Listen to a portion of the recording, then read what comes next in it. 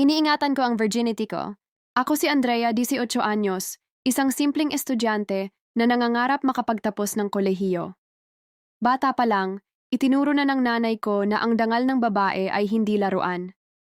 Laging nakatatak sa isip ko ang salitang puri, at iyon ang bagay na kailanman ay hindi dapat ipagpalit. Nakilala ko si JR noong senior high. Magaling siya sa klase, may angas na kinagigiliwan ng mga babae, at may ngiting kayang magpaikot ng damdamin. Noong niligawan niya ako, kinutya pa ako ng iba. Pero naniwala ako sa kanya, naniwala ako na may kabutihan sa likod ng lahat. Masaya kami noong una, hatid sundo niya ako, palaging may dalang bulaklak o tsokolate. Pinangarap naming magtapos, magkaroon ng trabaho, at bumuo ng pamilya. Sa mga gabing nag-uusap kami tungkol sa kinabukasan, pakiramdam ko siya na talaga ang para sa akin, kaya buong puso kong ibinigay ang tiwala. Ngunit habang tumatagal, nagbago siya.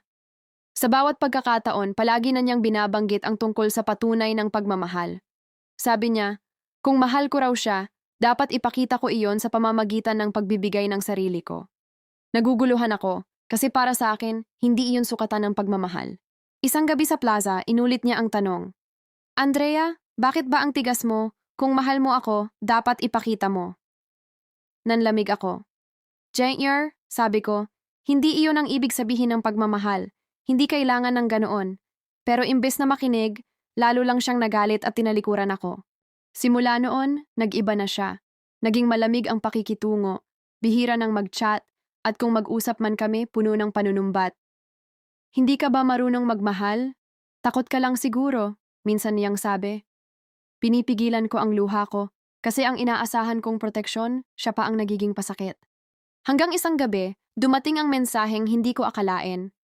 Kung hindi mo maibibigay ang hinihingi ko, tapos na tayo. Napaiyak ako habang binabasa iyon. Parang biglang gumuho ang pangarap na pinagsaluhan namin. Ngunit sa halip na magmakaawa, pinili kong ipaglaban ang sarili at ang dangal na itinuro sa akin. Sinabi ko sa kanya, JR, kung ganyan ang sukatan ng pagmamahal mo, mas mabuti pang tapusin natin. Hindi na siya sumagot. Simula noon, hindi na siya nagparamdam. Masakit, pero alam kong iyon ang tamang desisyon. Mas nanaisin kong masaktan ngayon kaysa habang buhay magsisi sa maling pagpapasya. Mahirap bumangon pagkatapos ng hiwalayan. Sa bawat sulok ng paaralan, may alaala siya. Sa bawat kantang naririnig ko, may bakas ng aming mga pangarap. Pero natutunan kong yakapin ang sakit bilang bahagi ng paghilom. Sa pagluha ko, mas lalo kong nakilala ang sarili kong marunong magpahalaga. Iba-iba ang reaksyon ng mga tao. May nagsabing sayang daw kasi gwapo at matalino si Junior. May ilan namang humanga dahil pinili kong panindigan ang sarili. Ngunit sa huli, ako lang ang nakakaalam kung gaano kahalaga ang desisyong iyon. Hindi ito tungkol sa opinyon nila, kundi sa dignidad ko. Habang lumilipas ang panahon, natutunan kong mas mahalaga ang tiwala kaysa sa tamis ng relasyon. Ang tunay na pagmamahal ay marunong maghintay, marunong romespeto, at hindi kailanman magpaparamdam ng takot. Kung nawala siya dahil hindi ko siya pinagbigyan, ibig sabihin hindi siya karapat-dapat na manatili sa buhay ko. Dumating ang mga araw na mas pinili kong mag-focus sa pag-aaral. Lalo kong pinagbuhusan ng oras ang mga pangarap ko. Bawat pagsusulit, bawat proyekto, bawat maliit na tagumpay sa klase, ay nagsilbing paalala na mas may halaga ang sarili ko kaysa sa relasyon na puno ng kondisyon. Minsan, nakita ko si JR sa mall kasama ang ibang babae. Nakangiti siya, hawak ang kamay ng bagong kasama. Masakit sa una pero biglang nagluwag ang dibdib ko. Kasi doon ko naunawaan, hindi ako ang problema. Siya ang hindi marunong rumespeto at magmahal ng totoo. Sa paglipas ng mga buwan, unti-unti kong natutunan ang mahalagang aral.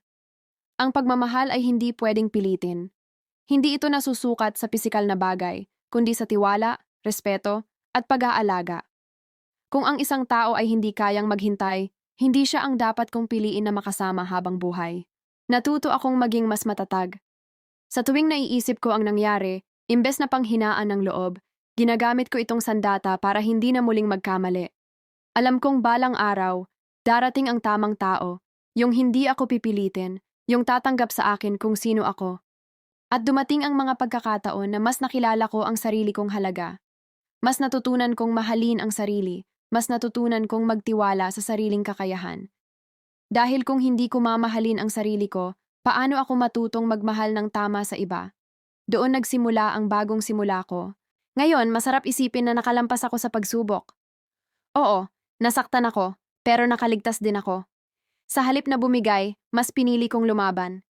At ang laban na yon ay hindi laban para kay JR, kundi laban para sa sarili kong dangal at kinabukasan. Kung may batang babae na dadaan sa parehong sitwasyon, ito ang masasabi ko. Huwag mong hayaang sukatin ang pagmamahal sa bagay na hindi ka pahanda.